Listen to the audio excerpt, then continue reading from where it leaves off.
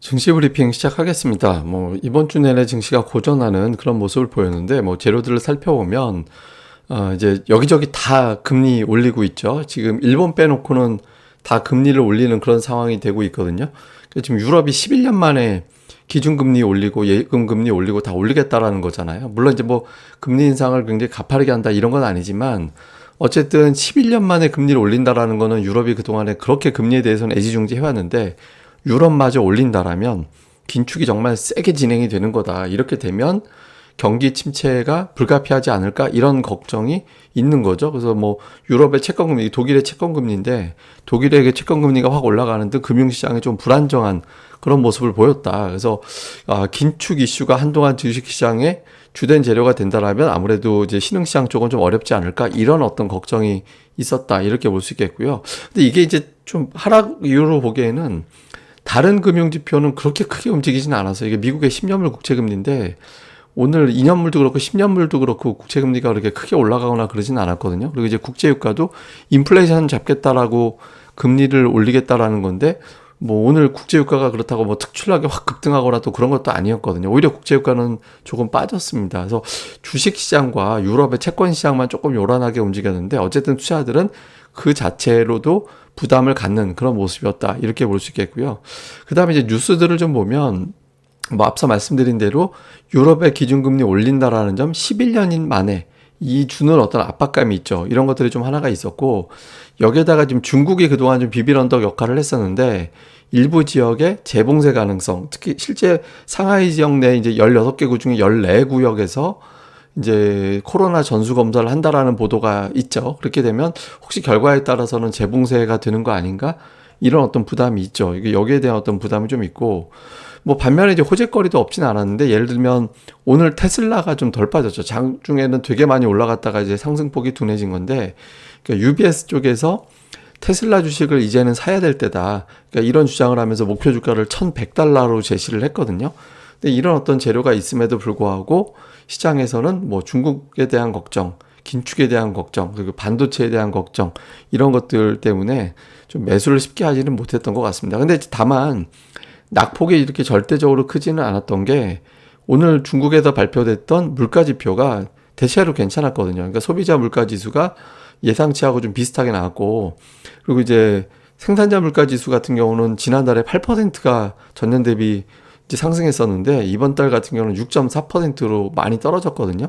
일부에서는 그냥 봉쇄하니까 당연하지라고 얘기를 하겠지만 5월 중반 이후부터는 봉쇄가 지금 이미 일부에서는 풀렸기 때문에 봉쇄 때문으로 완전히 단정하기도 어려워요. 그러니까 실제로 이제 생산자 물가 지수가 조금은 좀 안정이 됐다라고 분석하는 의견이 조금 더 많거든요. 그래서 이게 이제 그래프로 보면, 블룸버그에 나온 그래프로 보면 생산자 물가 지수 같은 경우는 떨어지는 게 딱 눈에 보이는 그런 상황이 되잖아요. 그래서 이제 물가 지수가 떨어지다 보니까 이제 어떤 이야기가 나오냐면 중국에서는 추가 부양에 걸림돌이 없다. 이제 중국은 계속해서 부양 카드를 활용할 가능성이 높다. 이렇게 이제 주장을 하고 있고, 그래서 오늘 다우존스 이런 데서는 인민은행이 빠르면 다음 주에 대출 우대 금리를 추가적으로 인하할 가능성이 있다. 이런 어떤 분석도 나오고 있거든요. 그래서 다음 주에 어쩌면 이제 중국에서 조금 반전의 실마리를 제공할 수도 있겠다. 이게 이제 오늘 낙폭을 그나마 좀 덜 나오게 하는 그런 이유가 됐던 것 같습니다.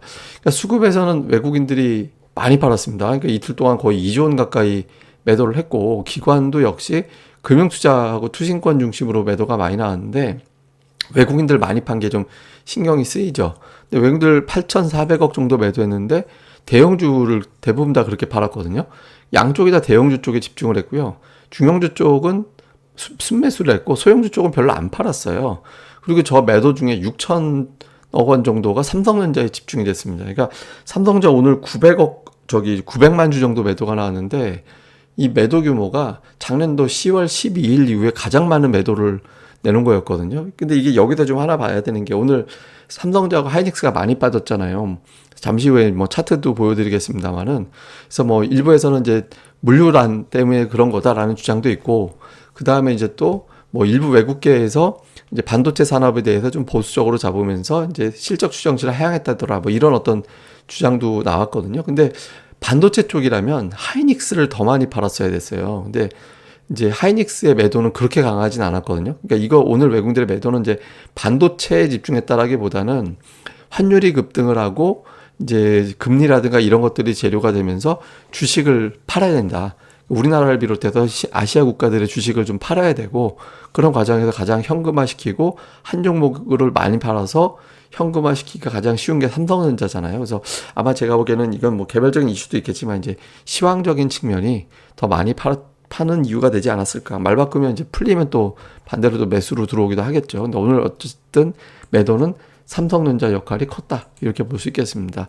그래서 이후에 어떤 이슈를 좀 정리를 해보면, 소비자 물가지수, 이게 사실 이게 그렇게까지 이게 중요해야 되나라는 생각이 들긴 하거든요. 왜냐하면 물가지수 나오면 한 며칠은 이게 정점이었다, 아니면 뭐 심각하다 이거 하고 논란하겠지만, 일주일 정도 지나가고 나면 또 소비자 물가지수 정점일까 아닐까 이거 하고 또 그럴 거예요. 그러니까 이 지표에 대해서는 좀 지나치게 집중도를 높여놓은 측면도 있긴 한데, 어쨌든 당장은 중요하다고 하니까. 소비자 물가지수가 8.3%가 예상치인데, 물론 이제 근원이 더 중요하죠. 예상치보다 낮게 나온다라면 시장에서는 인플레이션 정점론의 무게가 확 실리면서 이제 급반등하는 그런 형태가 될 수 있고, 8.3% 이상 나오게 된다라면 FMC 회의 때까지는 지수가 좀 쉽지 않은 그런 국면이 나올 수 있겠죠. 또 물가지도 되게 중요하고, 그 다음에 이제 환율이 다시 급등을 하면서 외국인들의 매도가 쏟아져 나온 측면이 있거든요.